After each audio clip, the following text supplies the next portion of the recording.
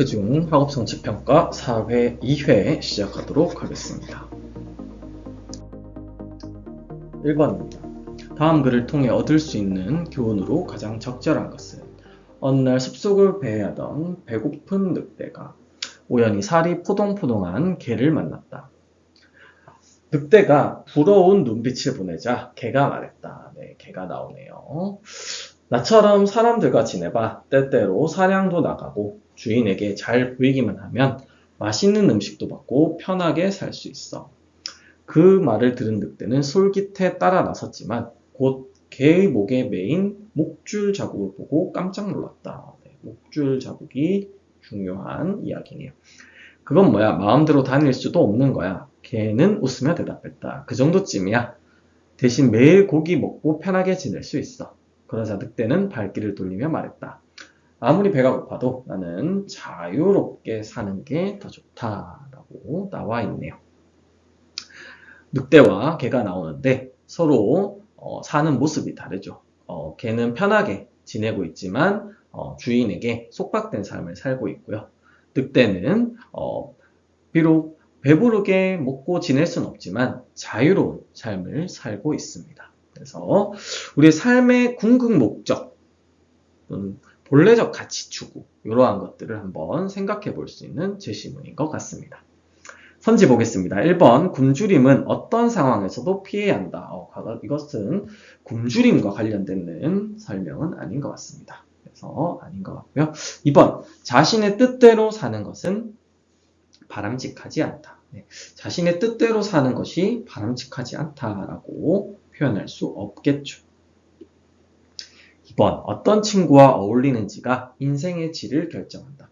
네, 친구와의 어울림 그러한 것을 또는 거기와 관련된 인생의 질 그러한 것과 관련된 제시문은 아닌 것 같습니다. 4번 자유롭게 살기보다는 먹고 사는 것이 더 중요하다. 네, 이것을 강조하는 제시문은 아니죠.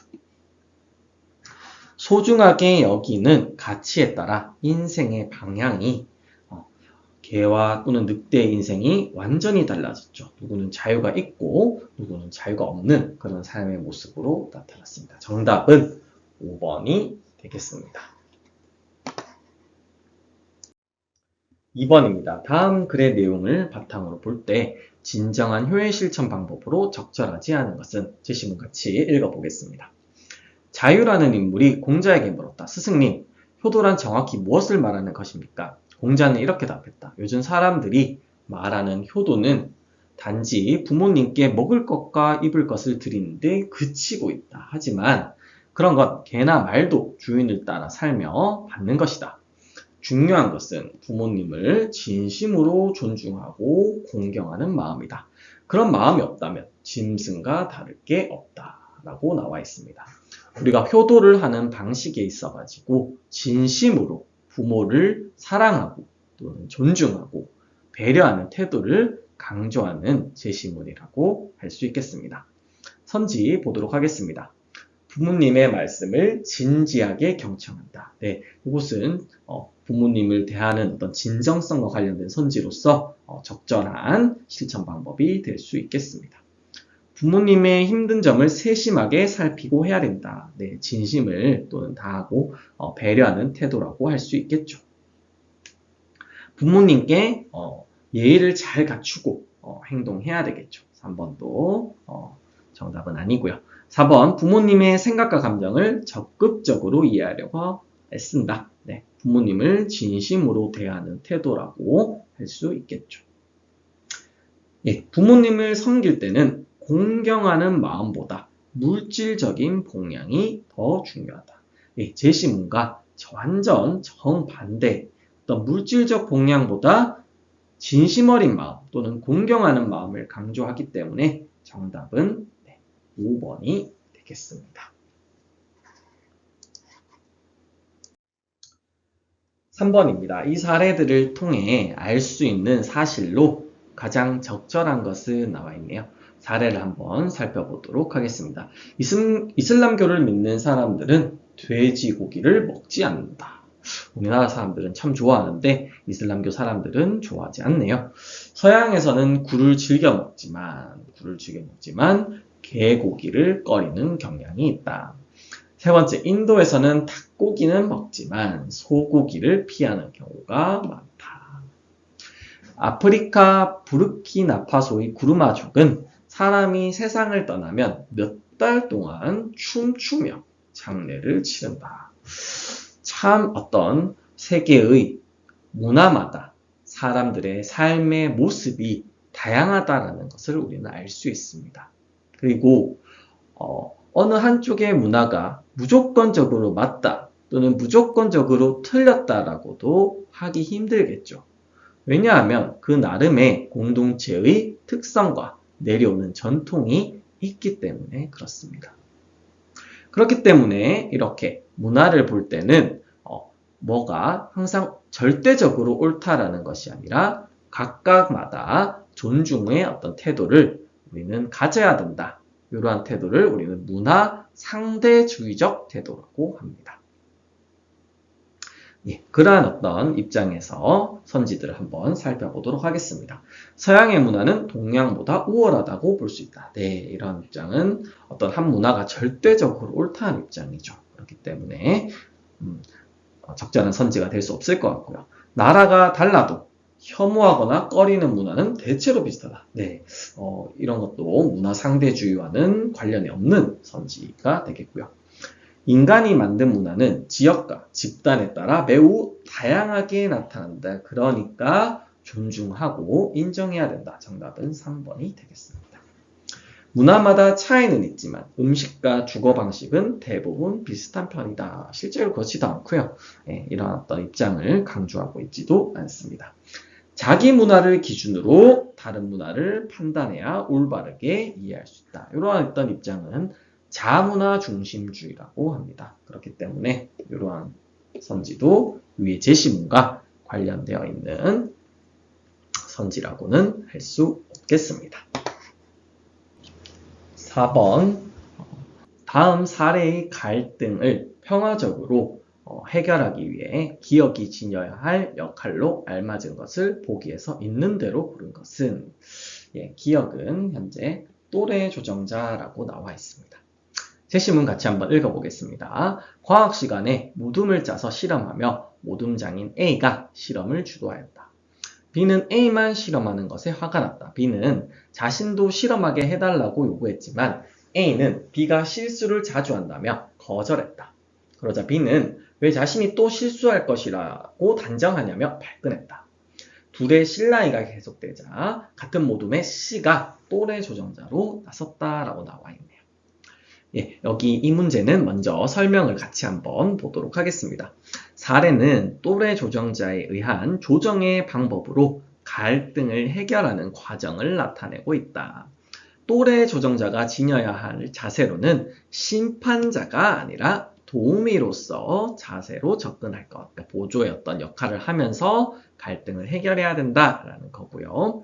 누가 맞다, 누가 틀렸다 정해주는 것이 아니다라는 겁니다. 또래 조정 과정에서 주고받은 이야기는 공개할 것이 아니라 비밀로 할 것. 갈등 당사자들의 감정을 잘 들어주고 감정을 잘 이해할 것 이렇게 나와 있네요. 이러한 것이 갈등 해결에 있어서 또래 조정자의 역할이라고 할 수 있겠습니다. 선지 같이 한번 보도록 하겠습니다. 갈등 당사자 모두가 만족할 만한 합의안을 도출하도록 직접 결정하는 것이 아니라 도와야 한다. 네, 맞는 선지가 되고요. 니은 중립적인 해결책을 제시하여 반드시, 여기서는 반드시가 틀린 표현이 되겠습니다. 중립적인 어떤 접근을 하는 것은 맞지만 이것을 반드시 따라라고 강제하는 것은 올바른 태도가 아닙니다. 3번, 갈등 당사자들과 나눈 이야기는 갈등이 해결된 후 서로 공유해야 된다. 공유해서는 안 되죠. 비밀로 하는 것이 올바른 태도라고 할 수 있습니다. 심판자가 아닌 도우미의 자세로 접근하고 중립적인 자세를 지녀야 된다. 우리가 먼저 살펴본 또래 조정자의 역할에 해당합니다. 그래서 정답은 기억, 리얼이 되겠습니다. 5번입니다. 다음은 죽음에 대한 성찰을 닮은 글이다. 네, 죽음에 대한 성찰의 글이다. 이 글을 통해 유추할 수 있는 죽음을 바라보는 태도로 가장 적절한 것은 나와 있는 제시문 같이 한번 읽어보도록 하겠습니다. 나는 언젠가 죽는다는 사실을 처음으로 진지하게 받아들였다. 그것은 두려운 일이지만 곧 스스로 중요한 질문을 던지는 계기가 되었다. 나는 지금 제대로 살고 있는가에 대한 질문은 내 삶의 우선순위를 다시 정하게 해주었고 사소한 일에도 감사한 마음이 생겼다. 즉 죽음을 통해서 우리의 삶의 가치를 생각해보고 내가 이때까지 있었던 일에 대해서 되돌아보면서 감사하는 마음을 지니고 있는 그런 모습을 제시해놨습니다. 이것과 관련해서 우리는 어떠한 죽음을 바라보는 태도를 가질 수 있을지 선지를 한 번씩 살펴보도록 하겠습니다. 1번, 죽음을 피할 수 없으니 죽음을 순간을 기다리며 살자. 네, 죽음을 기다리면서 살자 이런 표현은 나와 있지 않습니다. 2번, 죽음을 회피하고 즐거운 일에만 집중하자. 네, 즐거운 일에만 집중하자 이렇게 나와 있는 것은 아니죠. 우리가 죽음에 대해서 생각해보면서 삶을 한번 되돌아보고 삶을 어떻게 살지 정하는 것이지 즐거운 일에만 집중하자라고 나와 있지 않습니다. 죽음을 두려워하지 않기 위해 모든 감정을 배제하자. 네, 모든 감정을 배제하는 것이 아니라 죽음을 생각해보면서 여태까지 감사한 일에 대해서도 한번 생각해보는 감정을 갖자라고 하고 있습니다. 4번, 죽음을 의식함으로써 현재의 삶을 성찰하고 보다 의미 있는 삶을 살아가자. 네, 위에 나와 있는 제시문과 가장 가까운 설명이라고 할 수 있겠습니다. 5번, 모든 것을 운명에 맡기고 체념하는 자세. 이러한 것들을 일들을 그리고 앞으로의 일들을 직면해 나가자. 이러한 부분이 강조되어 있지는 않습니다. 그렇기 때문에 위 제시문과 관련되어 있는 가장 적절한 태도는 4번이라고 할 수 있겠습니다. 6번입니다. 다음 글을 통해 알 수 있는 교훈으로 가장 적절한 것은 우리 제시문 같이 한번 읽어보도록 하겠습니다. 미국은 제2차 세계대전을 하루빨리 끝내기 위해 맨해튼 계획을 세우고 원자폭탄을 개발하였다. 이 계획의 책임자는 미국의 이론 물리학자 오펜하이머였다. 그는 원자탄 연구란 얼마나 아름다운 물리학인가. 과학을 연구할 때에는 오직 재미만을 추구하라고 충고했다. 과학자들은 오직 과학 연구로만 원자탄 연구를 대한다면 된다는 충고였다. 그 결과 원자탄이 완성되었고 이로 인해 수많은 사상자와 폐허를 남겼다. 이 제시문에서 우리가 생각해 볼 수 있는 구절은 맨 마지막에 나와 있네요. 과학자들이 그 결과를 생각하지 않고 원자탄만 연구를 하고 연구의 재미만을 추구했다가 지구가 수많은 사상자에 갖고 그다음 폐허를 남겼다라는 그러한 메시지를 지금 담고 있습니다. 한번 이 글을 통해서 그럼 알 수 있는 교훈을 한번 선지를 통해서 찾아보도록 하겠습니다. 1번, 과학기술이 사생활 침해로 이어질 수 있다. 네, 사생활 침해를 지금 이야기하고 있는 선지는 아닙니다. 그렇기 때문에 1번은 적절하지 않고요. 2번, 과학기술에 의지하여 모든 일을 해결할 수 있다. 네, 과학기술의 어떤 위대함, 과학기술의 유용성 이런 것들을 강조하고 있는 선지는 제시문은 아닙니다. 3번, 과학기술의 개발과 활용에는 큰 책임이 따른다. 네, 가장 적절한 선지인 것 같습니다. 우리가 책임을 과학기술로 인한 결과에 대한 그러한 고민이 없으면 큰 문제가 발생할 수 있고 그렇기 때문에 그러한 부분을 고민해보는 책임을 가져야 된다. 정답은 3번이 되겠네요. 4번, 과학기술은 인류의 복지 증진에 물론 복지 증진하면 좋고 당연히 그래야 되겠죠. 그렇지만 그러한 것을 강조하고 있는 제시문은 아닙니다. 5번, 과학기술자는 오직 객관적 진리 탐구에 힘써야 한다. 그렇지만 제시문은 더 한 발짝 나아가죠. 여기서 책임까지도 우리는 좀 더 고민해보고 결과를 생각해 보아야 된다. 그렇기 때문에 5번도 적절한 선지라고는 할 수 없을 것 같습니다. 그래서 정답은 3번이 되겠습니다. 7번입니다. 가에 들어갈 원칙을 실현하기 위한 사회적 노력으로 옳은 것을 보기에서 있는 대로 고른 것은? 자, 제시문을 한번 읽어보도록 하겠습니다. 룰스의 정의의 원칙, 제1원칙, 모든 사람은 양심의 자유나 종교의 자유와 같은 기본적 자유를 평등하게 누려야 된다. 예, 제시문에는 룰스의 정의의 원칙이 제시되어져 있습니다. 그러면서 1원칙으로 모든 사람은 기본적 자유를 누릴 수 있다라고 제시되어져 있고요. 2원칙 보겠습니다. 2원칙은 사회적, 경제적 불평등 속에서는 사회적 약자에게 가장 큰 이익이 돌아가야 한다. 또는 최소 수혜자에게 최대의 이익이 제공될 때 사회적, 경제적 불평등이 인정될 수 있다라고 하는 차등의 원칙이 제시되어져 있습니다. 그러면 두 번째는 우리가 알 수 있겠네요. 우리는 두 번째는 공정한 기회가 주어져야 된다. 공정한 기회균등의 원칙. 그럴 때 사회적, 경제적 불평등이 인정될 수 있다라고 하는 그러한 어떤 룰스의 원칙이 제시되어져 있다라고 확인을 할 수 있습니다. 그러면은 우리는 공정하게 기회가 주어지는 그러한 어떤 선지들을 찾아야 될 것 같습니다. 기억 보도록 하겠습니다. 경제적으로 어려운 가정에 매달 생계급여를 지원한다. 네, 생계급여를 지원한다. 최소 수혜자에게 최대의 이익을 지원하는 기억은 2원칙에서 1번 차등의 원칙에 가까운 선지라고 할 수 있습니다.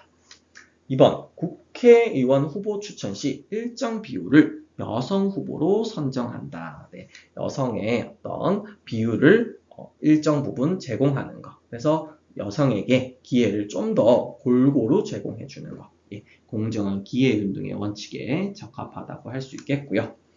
회사나 공공기관에서 일정 비율의 장애인을 직원으로 고용하도록 한다. 네, 장애인이 취업하기가 일반인보다 어렵기 때문에 그런 취업의 기회에 있어서 기회를 좀 더 확대하고 보장해주는 거라고 할 수 있겠습니다. 그렇기 때문에 공정한 기회균등의 원칙에 부합합니다.